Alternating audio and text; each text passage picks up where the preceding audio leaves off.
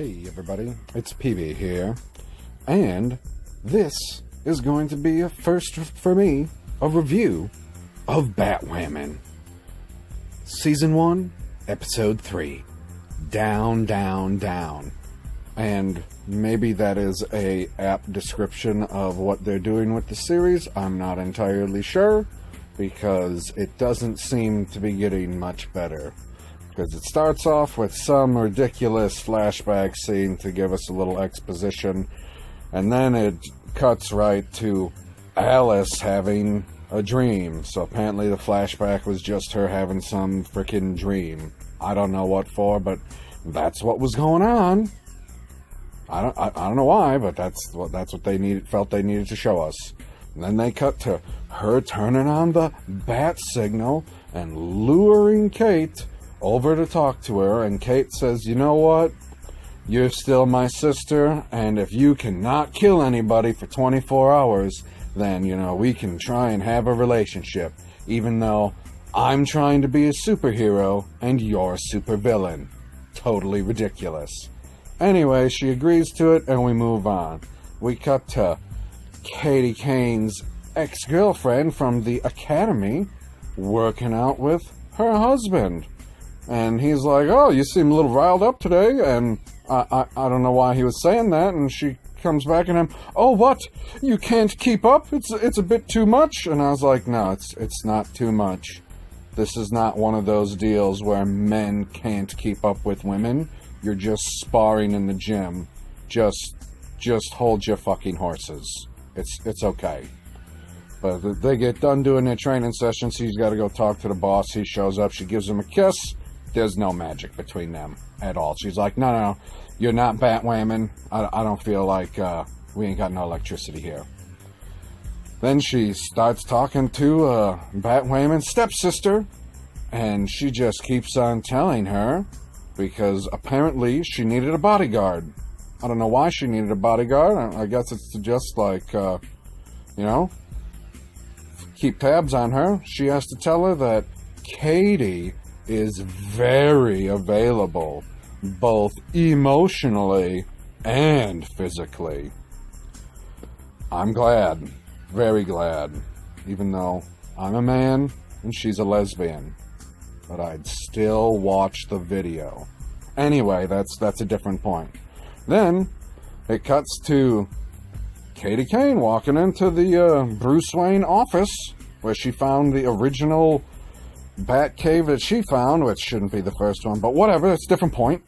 And Tommy Elliott's standing there. I don't know who the fuck Tommy Elliott is. Do you know who Tommy Elliott is? I don't read the comic book. I don't remember him from the cartoon. I got no idea who Tommy Elliott is. Is Bruce's friend? Like, apparently that's what they say. I don't know. You let me know in the comments you know who Tommy Elliott is. I have no idea who Tommy Elliott is. But apparently, he knows that Bruce is back exclusively because Batman is back. So he's got all kinds of insider information and is just laying it out, boom, in the very first scene that we get introduced to. So, whatever. There's a bunch of commotion going on outside, so Katie's like, oh, I gotta go see what's going on outside. And then there's a dead? Yeah, they're all dead. It's a dead mannequin. They're all fucking dead. They're never alive. It's a mannequin sitting on the steps, dressed like Batman with a bunch of blood. And Katie's like, oh man, I didn't realize that me looking like Batman was gonna bring all of the villains back. Oh, unforeseen consequences. Fucking women can't help themselves. Anyway, the ex goes and bees the bodyguard for Katie's stepsister, and the only reason she's doing it is so she can start asking questions about Katie. And that's it. They have a whole scene where she's like, hey, I gotta stand right next to you and look over your shoulder, so you can't be talking to any of these men here. No flirting, no finding your future husband at medical school like you said.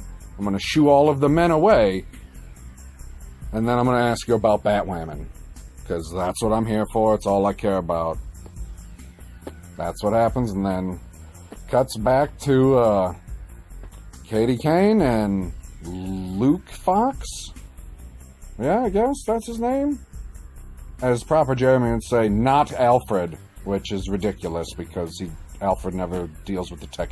Anyways, he shows Kate Kane a gun that can shoot through the Batsuit. A Desert Eagle can't go through it, but this fancy gun can because it's some type of extra fast projectile. I don't know. And that they have a whole scene of, hey, we got to improve the Batsuit so that you can't get killed by this gun, even though the whole point of that gun was that it can shoot through the Batsuit. So we got to create some new tech to stop it.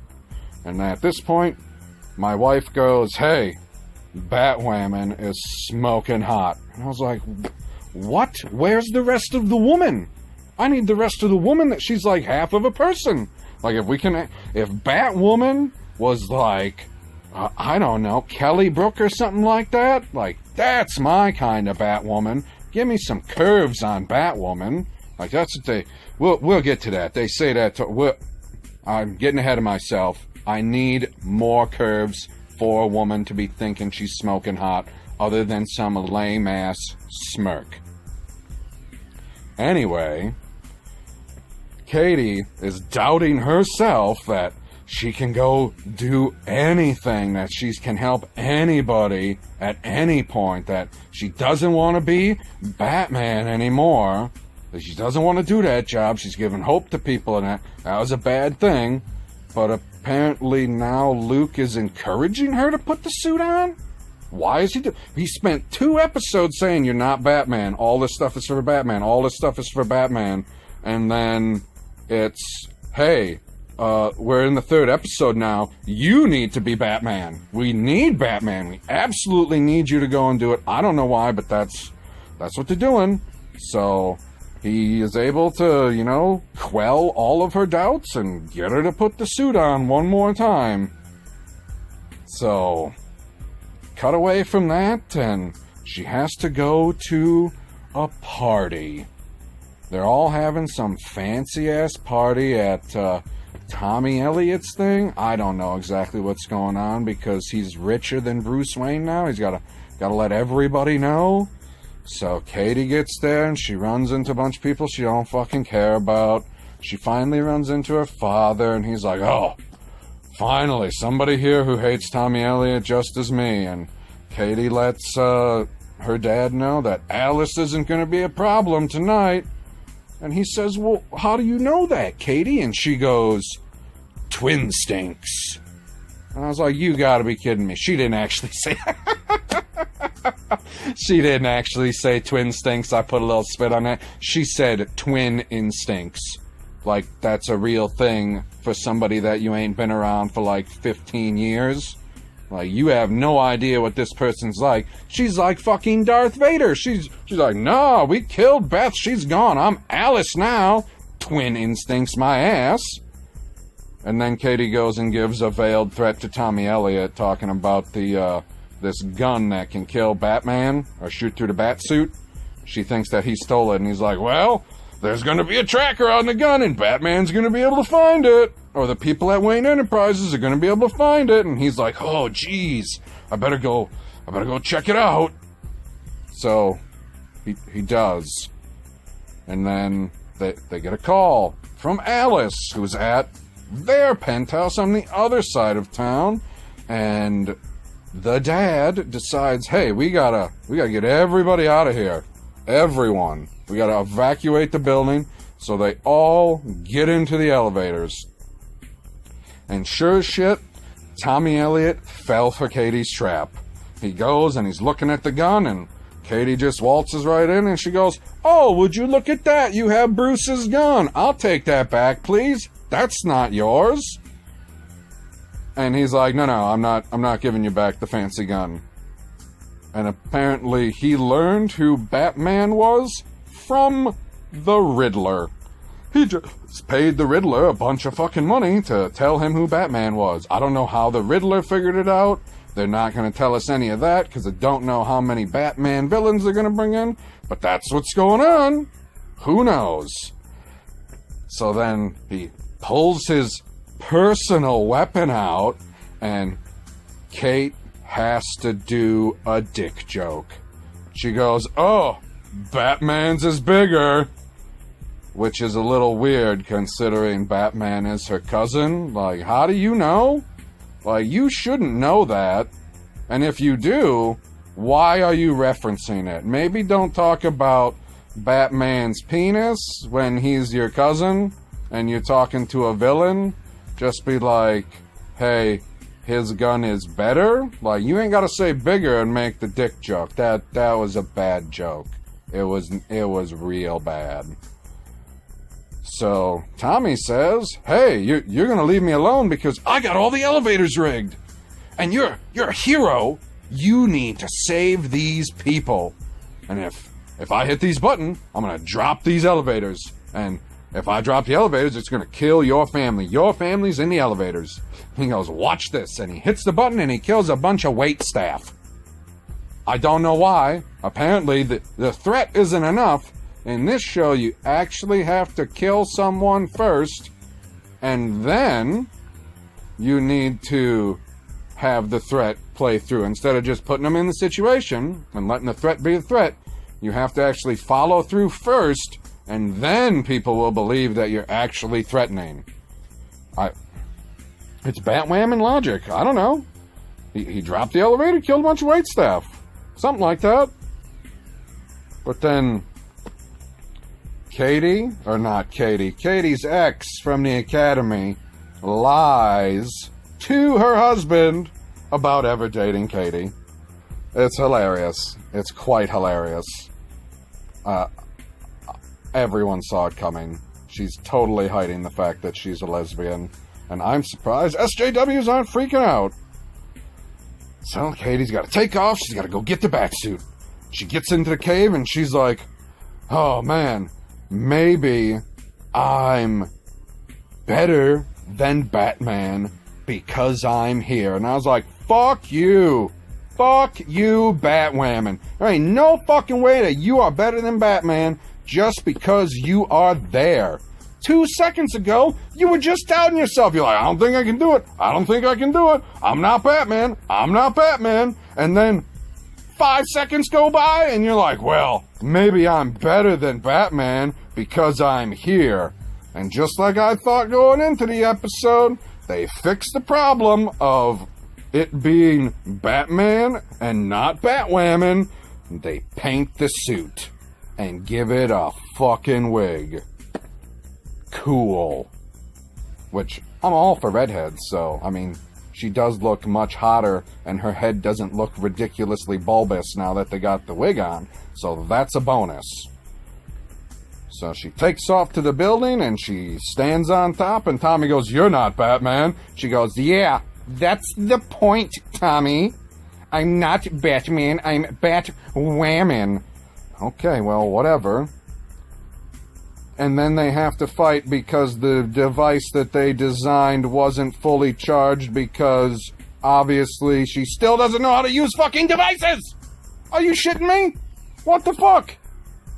Like, you just designed it for you. It wasn't designed for Batman, it was designed for you. You would have thought that maybe you and Luke might communicate just a little bit and be like, hey, you need to plug this in before first use or else it's not going to work properly, but they don't. They fight and fight and fight, and then she finally kicks the gun away from him, and he blows one of the elevators, but she's able to use one of her fucking grappling hooks to stop the elevator from dropping, but she has to jump into the building, and he drops the other elevator, and she starts to fall. She shoots her grappling gun through the one opening that had blown in the wall, and gets to the opening, and for whatever reason, the grappling hook went through the opening, but she wasn't able to pull herself through the opening, so she's just hanging in the opening. I don't know why. I'm thinking it's because of the writing. Then he goes and steps on her hand like, hey, I'm gonna step on your hand, you're gonna drop to your death, and Alice saves her. I was like, you gotta be kidding. We got villains saving heroes already? What the hell? But on the bright side, the cowl still does not mess up her hair. Like, she's got perfect hair all the time, constantly. It's very impressive. And then it cut to commercial, and when it came back, it actually made a little bit of sense. Alice says, hey, I can't torture you if you're dead. You can't torture a dead body. It's not very fun. Oh, okay. And then Kate tells her, hey, I'm giving you another chance. One more. The whole episode is based on the premise that Alice doesn't kill. She kills a guy halfway through the episode, says, oh, Kate's going to be angry. Get to the end of the episode, and Kate goes, hey, I know you're a villain, and I know we made a deal, but you know what? You're another woman, so I'll give you another pass, and we'll try it one more time. And I couldn't fucking believe it. I was like, then what was the point? Why did we even have that earlier scene? I don't understand it, but it's what happened. It's what happened. And that was the end of that. That's the whole interaction for the entire episode. Because then we cut to them getting back, the mom and dad getting back to the penthouse where Alice was earlier. And there's 3 playing cards in front of the makeup mirror for the mother, Batwoman's stepmother. I have no idea what these playing cards for. I don't know if the numbers mean something or anything like that. But guaranteed, this stepmom is evil. 100% evil. Oh man, like, there's some subversive stuff going on there. I don't know what it is. I don't know if the show's gonna last long enough to find out, because it does seem to be going down, down, down. It's the reason they named the episode that, and it's not because it's women on women action. That's for sure. And then at the end, we gotta do the, lady on the radio. She officially gets the name Batwoman. And the lady on the radio says she's sexier and curvier than Batman, which is true even with the minimal amount of curves that Ruby Rose has. She's still got more curves than the Batfleck, than Christian Bale, or than the Batman that sparkles. But yeah, that's everything that happened in the episode. It was definitely an episode that's in the Arrowverse. That's about all I can say about it. It was not spectacular. There was no females making out like there was in episode 1, so whenever we can get rid of this evil husband that the black chick is married to, then we can move forward with some women on women action. So hopefully, we'll cross our fingers, things can improve, but as of right now, it's not looking too good. But let me know what you guys think about this episode down in the comments below. And until next time, I bid you adieu. If you are enjoying the content, please hit subscribe and ding the bell for notifications. That way you will never miss an upload by Pop Culture PB.